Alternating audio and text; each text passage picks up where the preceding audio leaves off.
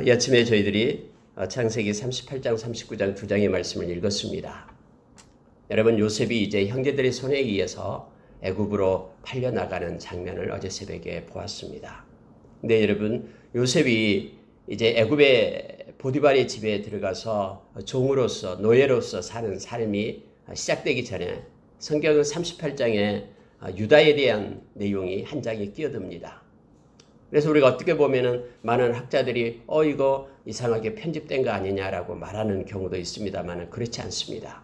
하나님의 말씀은 하나님의 의도에 의해서 쓰여진 것입니다. 하나님께서는 이제 유다를 이렇게 세웁니다. 여러분, 어제 새벽에 말씀을 나눴듯이 많은 형제들은 요셉을 죽이자라고 얘기했죠. 근데 유다는 우리가 죽여서는 안 된다. 그를 넘기자, 팔자. 우리의 손으로 우리 형제의 피를 묻혀서는 안 된다 하면서 그들의 의견을 이끌었던 사람이 유다였죠. 그리고 우리가 잘 아는 마치 마태왕과 같은 이제 역할을 하게 됩니다. 그런데 여러분, 오늘 38장을 읽어보고 또 읽어봐도 유다에게서 선이 없다라는 것을 우리는 알게 됩니다. 아무리 읽어봐도 하나님께서 왜 유다를 택해서 그렇게 예수 그리스도의 족보를 유다를 통해서 이어지게 했는가 아무리 생각해봐도 우리는 그 하나님의 그러한 의견에 때로는 동의할 수 없는 그런 내용들이 나타나고 있습니다. 성경에 있는 모든 사람들이 다 그렇습니다. 아브라함이 하나님께서 아브라함을 택했지만 여러분 아브라함의 모습도 그 연약한 모습도 봤잖아요. 자기의 부인을 그렇게 속이게 하고 하나님의 말씀을 끝까지 지키지 못하고 또 이스마엘을 낳게 하고 뭐 이런 여러 가지 것들 있습니다.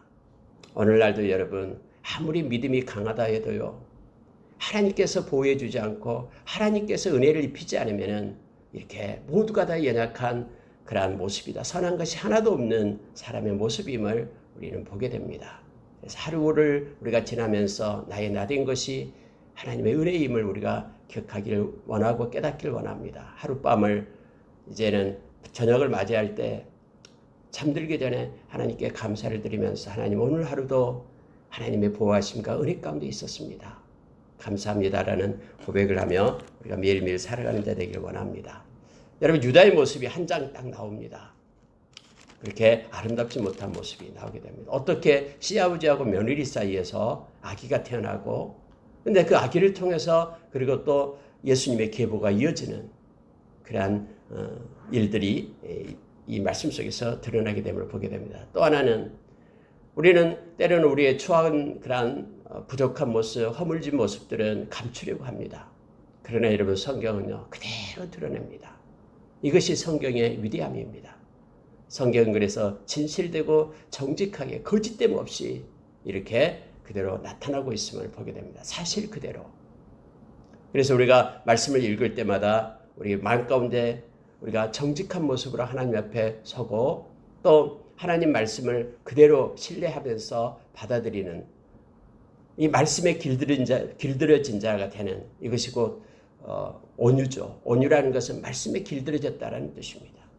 그래서 이 세상 끝날 때까지 말씀을 그대로 말씀대로 받는 정직하게 받는 우리의 모습이 있기를 원합니다. 그런 깨달음이 우리 가운데 넘치기를 원합니다. 그리고 여러분 이제 39장에 가니까 이 요셉이 이제 종으로 갑니다. 근데 성경은요 하나님께서 요셉과 함께했다 하면서 끝까지 동행하시고 함께하시는 그런 하나님의 모습이 39장 속에서 나타납니다. 제가 어제 새벽에 얘기했듯이 직접 요셉에게 나타나서 요셉아 너는 걱정하지 마라 하면서 하나님께서 말씀을 들려준 건 아닙니다. 그러나 그의 삶 가운데 개입하신 하나님께서는 그가 어디를 가든지 하나님은 그와 함께 하셨음을 말씀 속에서 만나게 됩니다. 여러분 몇 가지 중요한 또 은혜되는 말씀을 좀 나누고요. 우리가 기도하는 시간을 갖겠습니다. 38장 1절을 보면은 이렇게 시작을 합니다. 그 후에 유다가 자기 형제들로부터 떠나 내려가서 이렇게 되어 있습니다. 그 후에라는 것은 동생을 판 후에 동생을 족으로 이스마엘 상단에 판 후에 유다가 자기 형제들로부터 떠나 내려갔다라고 말합니다. 아마 무슨 갈등이 있었던 것 같습니다. 왜냐하면 거기에서 그 형제들 요셉을 죽이자라고 말했던 그들 그리고 요셉을 그냥 노예로 팔자라고 그들을 설득했던 유다. 뿐만 아니라 집에 돌아와 보니까는 아버지를 속였기 때문에 너무너무 아버지가 상심하면서 울면서 그렇게 있었던 여러 가지 상황과 모습. 아마 유다는 어떤 마음에 변화가 있었고 힘듦이 있었을 것입니다. 그래서 거기에 있는 그런 형제들을 떠나서 아둘람 사람 히라와 가까이 했다라고 말합니다. 그리고 여러분 성경에 내려가서 수아의 딸과 결혼을 했다라고 성경 말하고 있죠. 3명의 아들을 낳습니다. 엘과 그다음에 오난과 셀라를 낳습니다. 엘이 나이가 조금 드니까 이제 결혼을 시켰습니다. 다말이라는 여인하고 결혼을 시켰는데 여러분 성경 한번 보십시오. 7절 보십시오. 유다의 장자 엘이 여호와 보시기에 악함으로 여호와께서 그를 죽이신지라. 여러분 성경에서요. 그냥 유다의 장자 엘이 악함으로 여호와께서 그를 죽이신지라 할 수도 있어요. 그런데 여러분 성경에는요. 여호와 보시기에를 삽입을 합니다. 여호와 보시기에 악함으로. 다음에 여러분 그의 동생이었던 그런 오난도 마찬가지예요. 자 10절 보니까요. 그 일이 여호와 보시기에 악함으로 여호와께서 그도 죽이시니라고 말합니다. 이건 두 가지 의미가 있습니다. 하나는 뭐냐면요. 모든 판단 기준은 사람의 눈을 통해서 판단하는 것이 아니라 하나님이 기준이 됩니다. 하나님 보시기에 이게 중요합니다. 하나님의 관점이죠. 그래서 모든 문제를 하나님께서 행하시는 것은요. 하나님의 관점으로 행하십니다. 사람의 관점으로 하나님은 처리하시고 그것의 결과에 대해서 심판하시는 분이 아니에요. 사람은 속일 수 있고요. 사람의 마음은 감출 수 있고요. 사람은 체면 때문에 사람은 나타나는 현상 때문에 살아갈 수 있지만 그러나 하나님은 모든 과정과 의도와 목적을 다 알고 계시는 분이 하나님이셔요. 그래서 하나님은 공평하시고 하나님의 심판하실 분임을 우리로 알고 알게 하죠. 우리가 하나님 앞에 심판대 앞에 서는 것이 여러분 우리가 낙심하지 말아야 될 이유가 됨을 성경은 가르쳐 줍니다. 제가 어제 새벽 때 잠깐 말씀을 나눴습니다만 이번 주 말씀을 나눌 내용입니다만 우리가 낙심하지 말아야 될 이유가 8가지가 있습니다. 그 중에 여러분 마지막으로 바울 사도가 말하고 있는 것이 뭐냐면은 고린도후서 5장에서 10절에서 말하고 있죠. 우리가 그리스도의 심판대 앞에 서게 될 것이다. 우리는 다른 세상의 심판대 앞에 서는 것이 아니라 하나님의 백성은 그리스도의 심판대 앞에 서게 되기 때문에 우리가 이 땅에서 낙심하지 말아야 될 이유가 있다고 얘기합니다. 우리 주님은 너무나 공평하시거든요. 정직히 행하고 또 우리가 행하는 모든 것들을 다 알고 계시는 거예요. 하나님. 그래서 우리가 하나님의 관점을 가지고 살아가는 것, 하나님의 눈을 가지고 살아가는 것은 중요합니다. 물론 서적도 나와 있죠. 하나님의 관점이라는 책도 있습니다만은 여러분 여기서 보면 엘이 죽은 것이요 하나님 보시기에 악함으로. 그가 사람은 그를 칭찬하고 멋있게 보이고 할지 몰라도요 하나님의 눈에 그가 악했다라고 말합니다. 그때는 계대 결혼이 있었습니다. 계대 결혼이 뭐냐면은 예수님 당시에도 있었고요. 그래서 사두개인들이 이걸 가지고 예수님께 막 질문하고 했잖아요. 그렇죠? 형이 자녀가 없으면 그렇게 죽게 되면 그 형수는 그 동생이 다시 결혼해서 자녀를 낳게끔 합니다. 이렇게 얘기하는데 그럼 첫 번째 난 자녀가 바로 그 형의 계보를 잇는 계대, 그래서 계대 결혼 이렇게 표현을 합니다. 근데 여러분 여기서 이제 엘이 죽었어요. 엘이 죽으니까 이 계대 결혼에 의해서 이제는 오난이 형수하고 결혼을 합니다. 근데 이 성경은 너무나 세밀하게 적고 있죠. 이 오난은 자기 자식이 형의 유업을 잇는 것을 싫어했어요. 그래서 보니까는 땅에다 설정했다. 이건 은밀하게 이루어진 일이에요. 이것은 두 부부 사이에만 이루어진 일이잖아요. 근데 하나님은 이걸 보고 계셨다라는 거예요. 그래서 하나님은 성경의 10절에서 그 일이 여호와가 보시기에 악했다. 그래서 하나님이 또 치신 거예요. 우리가 여기서 두 가지 걸 아까 알 수 있는 하나님의 관점으로 보고 또 하나는 뭐냐면 생명은 하나님의 것이다라는 걸 알게 됩니다. 하나님이 거두면은요 다 거두갑니다. 하나님이 이제 됐다라고 하면은 우리 인생이 끝나는 거예요. 모든 것이 하나님의 손에 있는 것입니다. 왜냐하면 생명이 하나님 것이니까. 그래서 이 엘도 데려가고요, 또 오난도 데려갑니다. 그러면 남은 것은 이제 셀라가 남고 있는데 셀라는 나이가 좀 어린 것 같아요. 그래서 이 유다가 다말에게 얘기합니다. 유다도 겁이 난 겁니다. 성경에 보니까 11절에 셀라도 그 형들같이 죽을까 염려하여 다말이 가서 그의 아버지 집에 있게끔 그렇게 말하죠. 그래서 자기 친정으로 가요. 친정에 가서 이제 셀라가 아직 어리니까 셀라가 크면은 이제 다시 결혼시키겠다라고 말합니다. 근데 문제는요, 이제 셀라가 나이가 뭐 1년, 2년 돼가지고 이제 장성하게 됐는데도 불구하고 계속해서 부르지 않는 거예요. 그때 여러분, 이게 수아의 딸이 죽었다라고 얘기하죠. 다시 말하면은 유다의 부인이 죽게 됩니다. 그리고 성경에 보니까 이렇게 기록이 되어 있죠. 자, 16절에 보시기 바랍니다. 12절 보십시오. 얼마 후에 유다의 아내 수아의 딸이 죽은지라. 그래서 유다가 위로를 받은 후에 그의 친구 아둘람 사람 히라와 함께 딥나로 올라가서 자기의 양털 깎는 자에게 이르렀더니, 이렇게 우리가 농사를 지을 때는 추수할 때가 축제 기간이 되지만 이렇게 목동 양을 치고 하는 목축을 할 때는 양털 깎는 때가 축제 기간입니다. 양털을 깎고 이제 양털을 깎게 되죠. 그리고 축제를 하면서 많은 술을 먹고 했음을 우리가 보게 됩니다. 그래가지고 여러분 어디로 가냐면요.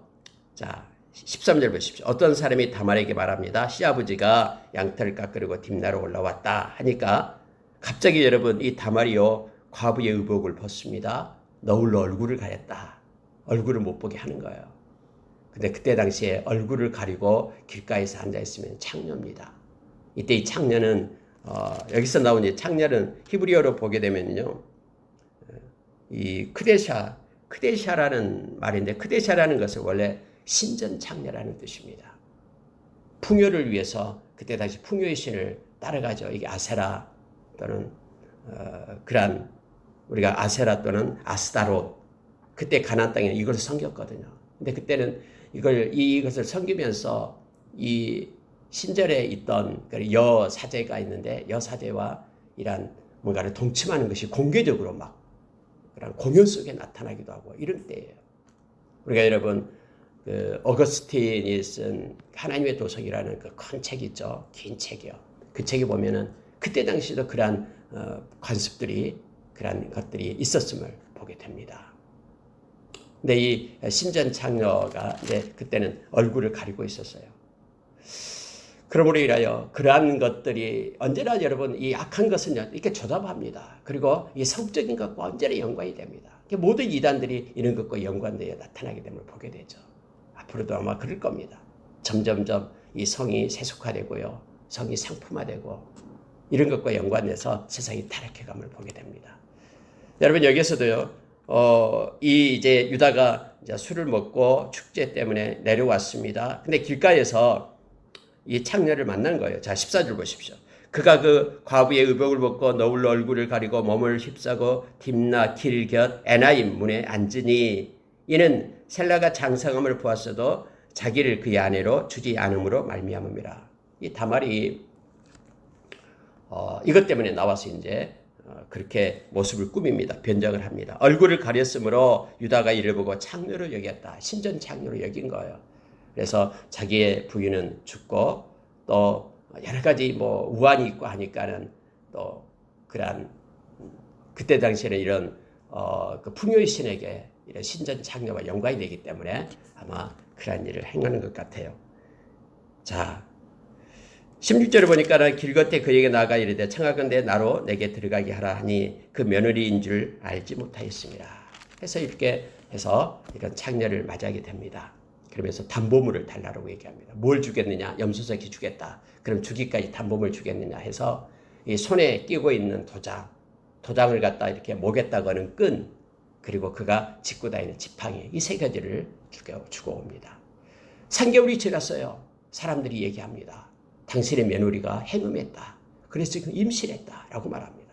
그러니까는 이 유다가 노발대발했죠. 오늘 말씀처럼 보는 거예요. 당장 그를 불을 태워서 화형을 시켜라라고 얘기합니다. 끌어내서 화형을 시키라, 불사르라 라고 말하고 있음을 보게 됩니다.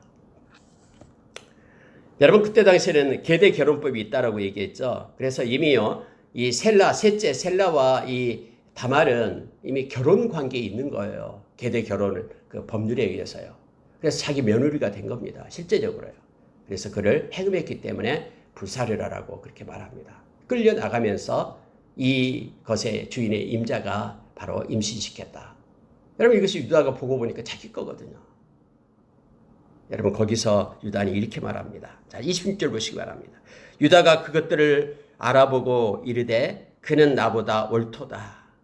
내가 그를 내 아들 셀레에게 주지 아니하였음이로다 하고 다시는 그를 가까이 하지 아니하였더라 라고 성경에 기록되고 있죠. 여러분 유다의 입장에서 보면 자기가 세 아들이 있었는데 갑자기 엘이 죽고요. 또 갑자기 원한이 죽고요. 이 죽은 이유가 이 다말 때문이다라고 생각했을 겁니다. 그래서 다말을 쫓아낸 거예요. 셀라도 그녀에게 주면 셀라도 죽을 것이다라고 생각한 겁니다. 그런데 그래서 유다가 이러한 일들을 결과적으로 다말이 이렇게 해서 나타나게 됩니다. 참 어처구니 없는 일을 성경은 기록을 하고요. 정말 지워버리고 싶은 그런 족보 속에서 지워버리고 싶은 것이지만 그러나 성경은 그대로 기록해두고 말하고 있습니다. 그래서 여러분 이 쌍둥이가 나오게 되는데요. 한 애가 먼저 손을 내밀었다 해서 이 붉은 실로 손을 묶습니다. 그런데 손을 집어넣어버려요. 그리고 또 하나가 이제 나오게 됩니다. 그게 바로 베레스죠. 베레스는 터뜨리고 나왔다 이런 뜻에서 베레스가 먼저 나오고요. 그 다음에 손에 이 끈을 묶은 것은 세라입니다. 그때 당시에는 이 장자가 그만큼 중요하기 때문에 쌍둥이일 때는요 반드시 그 산파가 표시를 합니다. 그런데 하나님께서는 베레스를 통해서 연결을 시키죠. 우리가 마태복음 1장에 보면은 이 베레스를 통해서 헤스론을 낳고 헤스론을 람을 낳고 이렇게 되죠. 유다는 다말에게서 베레스와 세례를 낳고 베레스는 헤스론을 낳고 헤스론을 람을 낳고 이렇게 연결이 됩니다. 이것이 곧 예수 그리스도의 족보로 연결이 되는 거예요. 여러분 이와 같은 일들이 성경에는 38장에서 기록되고 있습니다. 우리가 성경을 볼 때 시편을 보고 또는 잠언을 보고 전도서를 볼 때도 마찬가지입니다만 여러 가지 현상들이 기록이 됩니다. 세상에서 나타나는 현상들이 기록이 돼요. 유다에 대한 나타난 내용들이 그대로 기록되고 있으면서 우리로 하여금 깨닫게 하는 이유가 있습니다. 이걸 본받아라라는 게 절대 아니죠. 자, 이 내용을 보면서는 인간은 하나님 앞에서 깨끗한 인간은 아무도 없고요. 하나님의 손에 쓰임을 받고 또 하나님께서 그렇게 축복했던 사람들 역시 허물지고 죄된 인간임을 보게 됩니다. 그래서 하나님의 은혜가 아니었다면 우리는 아무도 하나님 앞에 설 자가 없었음을 다시 한번 역사를 통해서 삶을 통해서 우리에게 말하게 합니다. 그리고 우리가 잘 알다시피 고린도전서 10장 12절에서 선줄로 생각하거든 넘어질까 조심하라고 얘기합니다. 우리는 절대로 영적 교만 속에 빠지면 안 됩니다. 또 다른 사람들을 보면서 손가락질하고 정죄해서도 안 됩니다. 왜냐하면 하나님의 도움 때문에 지금 우리가 서 있기 때문에 그렇습니다. 하나님께서 우리를 보호하시는 그 보호 장막을 걷어가시면 우리도 역시 우리의 육신의 정욕과 또 안목의 정욕, 이생의 자랑으로 살아갈 수밖에 없는 육신에 속한 사람일 수밖에 없는 이들임을 우리는 기억해야 됩니다. 그래서 우리 하나님 은혜 가운데 늘 감사하며 사는 우리가 되기를 원합니다. 여러분 39장으로 이제 연결해서 넘어가는데요. 특히 읽을 때마다 39장은 우리에게 큰 은혜를 줍니다. 자, 유다는 이런 세속적인 그런 세큘러 그런 관습 속에 파묻혀 있었지만 그러나 요셉은 그런 어떤 보디발의 아내의 유혹에도 불구하고 언제나 하나님과 함께 하면서 내가 하나님 앞에 큰 죄를 지을 수 없다라고 하면서 눈에 보이지 않는 하나님과 동행하는 삶을 산 요셉을 말씀 가운데서 만나게 됩니다. 너무나 38장과 39장은요 대조적으로 나타납니다. 그렇게 유다는 그냥 모든 세상 사람들과 동일하게 그렇게 세상 속에 흠뻑 젖어 있었지만 그러나 요셉은 비록 노예로 팔려가가지고 자유가 없지만은 그러나 그 가운데서도 살아계신 하나님을 의지하면서 동행하는 아름다운 삶이 39장에 나타나고 있음을 보게 됩니다. 여러분 2절을 한번 보시기 바랍니다. 여호와께서 요셉과 함께 하심으로 그가 형통한 자가 되어 그의 주인 애굽 사람의 집에 있으니 먼저 하나님께서 요셉과 함께 했다라고 얘기합니다. 그랬더니 그가 형통한 자가 되었다. 여러분 형통함이 어떤 것인가를 한번 보시기 바랍니다. 우리가 생각하는 형통함과는 달라요.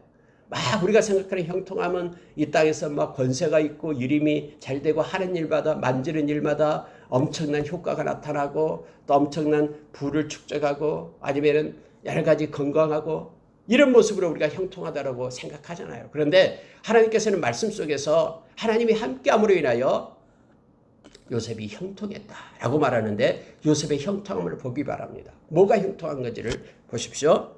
자, 여러분 3절 보십시오. 그의 주인이 여호와께서 그와 함께 하심을 보며 또 여호와께서 그의 범사에 형통하게 하심을 보았더라.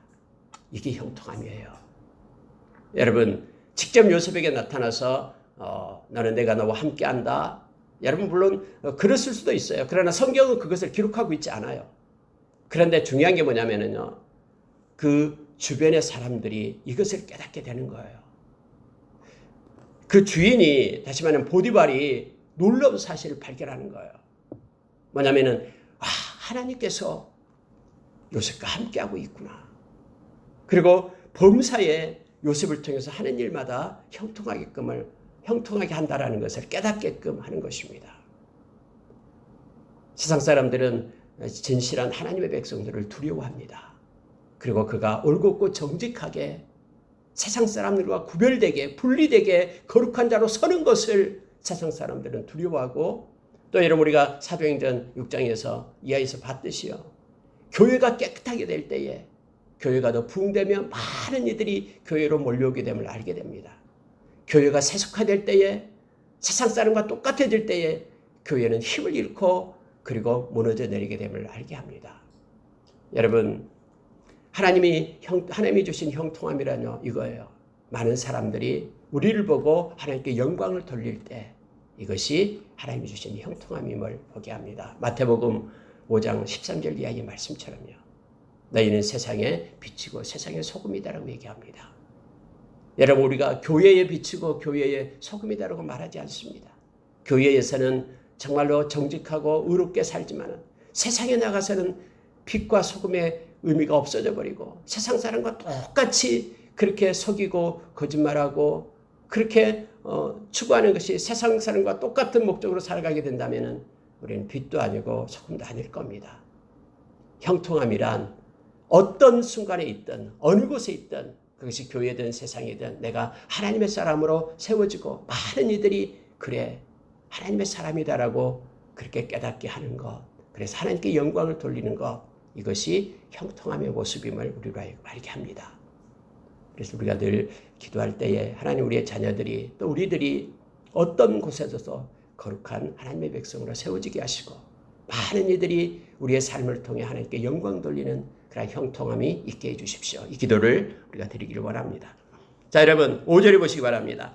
그가 요셉에게 자기의 집과 그의 모든 소유물을 주관하게 한 때부터 여호와께서 요셉을 위하여 그 애굽 사람의 집에 복을 내리심으로 여호와의 복이 그의 집과 밭에 있는 모든 소에 미친지라. 여러분 잘 보십시오. 이 말씀을 보면은요. 아니 여러분 하나님이 요셉을 축복하고 요셉을 형통하게 하고 요셉이 엄청난 부자가 되겠다 하면 이해가 돼요.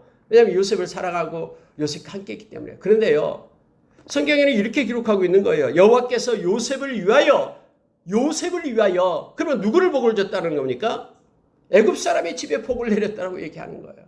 요셉을 위하여 보디발의 집에 복을 내렸다라고 얘기합니다. 아니 여러분 이게 어떻게 맞을 수가 있습니까? 요셉을 위하면은 요셉이 막 엄청나게 부자가 되고 해야 될 거 아니에요. 그런데요 요셉은요 하나님이 함께 하심으로 이렇게 형통함을 주었는데 요셉을 위했다라고 얘기합니다. 그런데 요셉이 머무르고 있는 그 집에 하나님이 복을 줬다라고 얘기합니다. 하나님은 하나님의 백성이 있는 그곳, 하나님의 백성이 어디로 가든지 그 속한 그 공동체에 복을 내립니다. 왜요? 하나님의 백성을 위하여. 그래서 우리는 때로는 착각하면 안 됩니다. 야, 저 사람은 보디발은 무슨 선한 일을 해가지고 그렇게 복을 받았을까? 보디발 때문에 보디발의 집이 복이 받는 게 아니에요. 하나님은 분명하게 오늘 요셉을 위하여 복을 내렸다고 얘기합니다. 이것이 세상 사람들이 보는 눈과 또 우리가 말씀을 가지고 사는 사람의 눈이 다르다라는 것을 우리로 하여금 알게 합니다. 우리는 그런 하나님의 관점을 가지기를 원합니다. 그래서 하나님의 백성들은 피스메이커입니다. 어디를 가든 그 사람 때문에 그곳이 머무른 곳이 복이 되는 것입니다. 그 사람이 어디로 가든 또 어느 교회에 있든 어디로 가든 그로 인하여 그곳에 하나님께서 복을 내리는 것, 그것은 그 사람 때문입니다. 요셉 때문에 보디발의 집에 복을 받는 것입니다. 그러면 보디발을 부러워해야 됩니까? 아니요. 요셉을 우리는 부러워해야 됩니다. 이것이 하나님이 우리에게 원하는 것입니다. 그 물질의 소망을 두면 안 된다라고 디모데전서 6장 17절에 얘기하죠. 그 물질을 공급하시는 하나님께 소망을 둬야지만이 우리에게 생명이 있다라고 말합니다. 그 물질이 보디발의 집에 많이 공급이 됐습니다. 그런데 그 물질의 통로가 뭐냐면 요셉 때문임을 성경은 말해주고 있죠. 우리의 삶 가운데 우리의 삶에 개입하시는 하나님을 우리가 만나기를 원합니다. 그로 인하여 우리가 축복의 통로, 생명의 통로가 되기를 원합니다.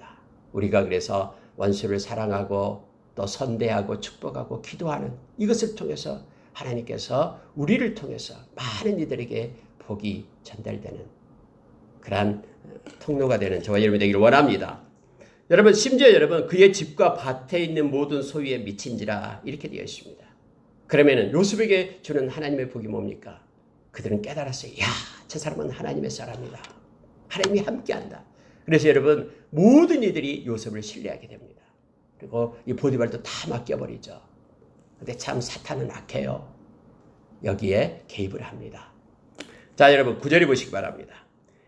이 집에는 나보다 큰 이가 없으며 주인이 아무것도 내게 금하지 아니하였어도 금한 것은 당신뿐이니 당신은 그의 아내임이라. 그런즉 내가 어찌 이 큰 악을 행하여 하나님께 죄를 지으리이까.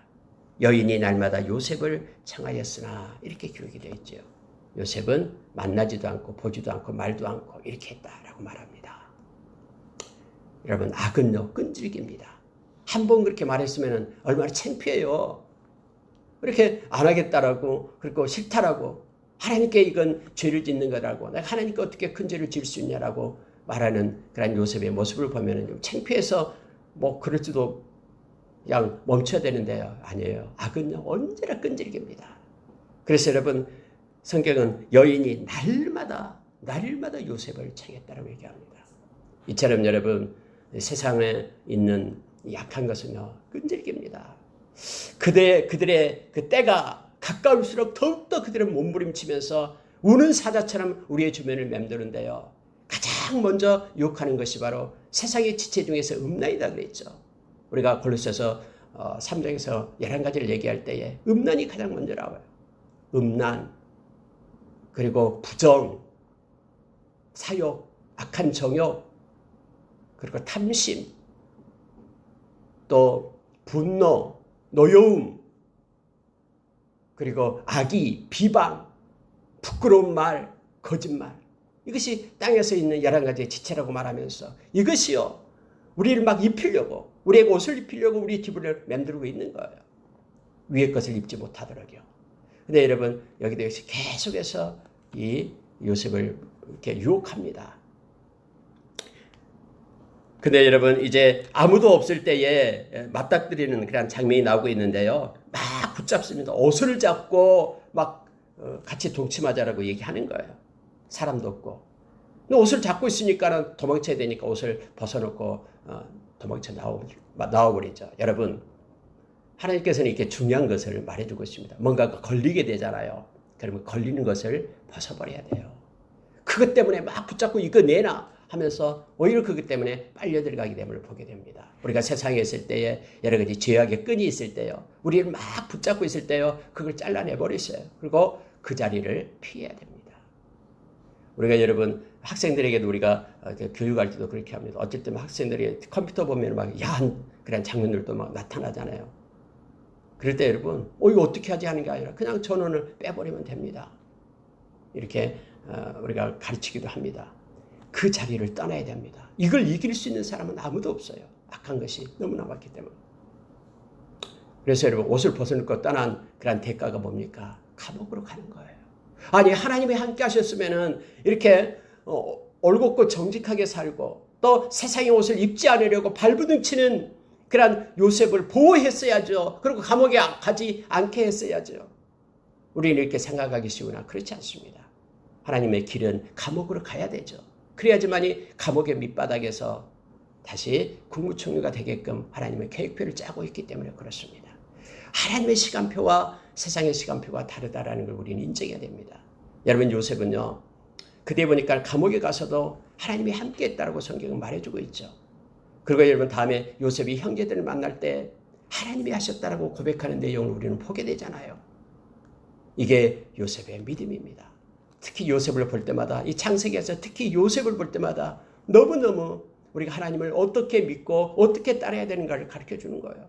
말씀 그대로예요. 모든 것이 합력하여 선을 이루시는 그 하나님을 요셉은 믿고 사랑하고 함께하는 거예요. 뿐만 아니라 여러분, 우리가 잘 알고 있다시피 고린도전서 10장 13절의 말씀처럼 하나님의 모든 일들은 하나님의 허락 없이는 우리에게 나타나지 않는다라는, 그리고 전적으로 하나님이 나의 인생을 책임진다라는 그러한 신앙의 모습을 요셉에게서 보게 되는 거예요.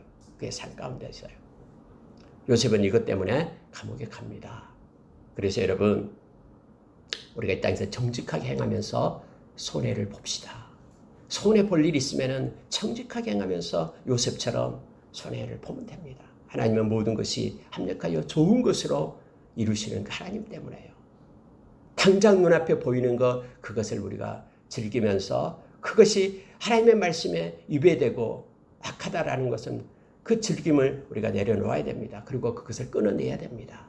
그리고 그것 때문에 우리가 어떤 고통과 어려움이 있다 해도 하나님의 사람으로서 거룩하고 정직하게 서기를 원합니다. 자, 여러분 17절에 보십시오. 이 말로 그에게 말하여 이르되 당신이 우리에게 데려온 히브리 종이 나를 희롱하려고 내게로 들어왔으므로 내가 소리 질러 불렀더니 그가 그의 옷을 내게 버려두고 밖으로 도망하여 나갔나이다. 여러분, 이 세상의 악한 자는요, 아까 얘기했던 땅의 옷을 가지고 살죠. 육신을 추구하고요. 그의 첫 번째가 음란이라면 두 번째는 뭐냐면 거짓말이에요. 거짓말입니다. 언제나 속이고 거짓말을 합니다. 마치 그 사실인 양, 이거 다 또 속아요. 주인이 막 화를 내면서 감옥에 쳐넣었잖아요. 우리가 요한계시록 21장 8절에 보면은 천국에 들어가지 못한, 성에 들어가지 못한 거 8가지를 얘기를 하죠. 그 중에 마지막이 거짓말이죠. 거짓말입니다. 원래 거짓의 아비가 악한 자이기 때문에요. 가장 많이 하는 것이 이 속이고 거짓말을 하는 것입니다. 두려워하는 자, 믿지 않는 자, 흉악한 자, 살인자, 또 음행하는 자, 점술가, 우상숭배자, 거짓말하는 자, 그는 다 성 밖에 있으리라 라고 말합니다. 요한계시록 22장에서 15절에서는요, 거기에서는 그 거짓말하며 지어내는 자를 붙입니다. 지어내는 자. 그걸 6가지로 얘기하는데, 여러분, 하나님께서 가장 싫어하는 것이 거짓 증인. 우리가 나오죠. 십계명에도 나옵니다만은 거짓말하는 자 너무너무 싫어합니다. 우리 가운데 혹시나 악한 자가 이 거짓으로 우리에게 틈탈 때는 우리의 입을 막고 우리가 거짓에서 떠나야 됩니다. 특히 우리 입술과 마음에 거짓이 있어서는 안 된다라고 성경 말해주고 있죠. 약한 자가 쓰는 방법이기 때문에 그래요.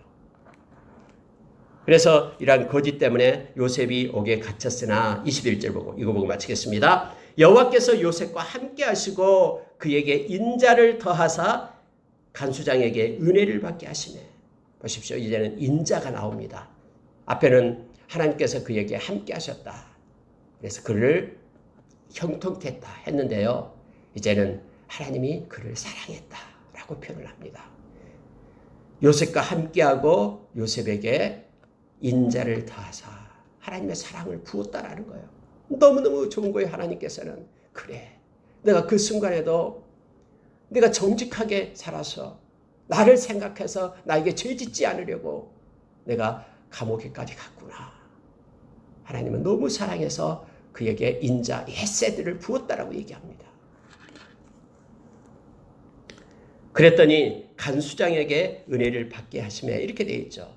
그 감옥을 맡은 그 공동체 안에서 가장 최고인 간수장에게 은혜가 그에게로 흘러가게끔 하나님의 그의 마음을 하나님께서 붙든 것입니다. 어디를 가든 하나님이 함께하는 자는 이렇게 형통의 복을 줍니다. 가진 것이 없어도요, 감옥이라는 곳에 내려간다고 해도 하나님이 함께할 때에 이와 같은 현상들이 나타나게 됨을 보게 됩니다. 모든 일을 맡기는 거예요.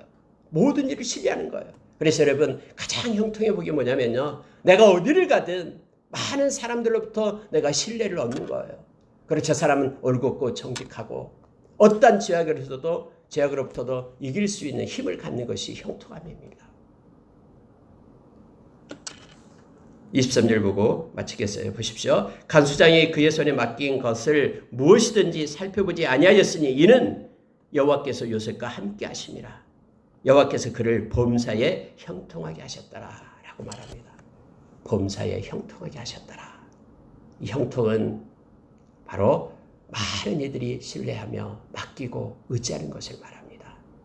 저와 여러분이 그리고 우리의 자녀들이 어디를 가든 하나님의 함께 하심으로, 하나님의 인자를 부으심으로 형통의 복이 있기를 원합니다.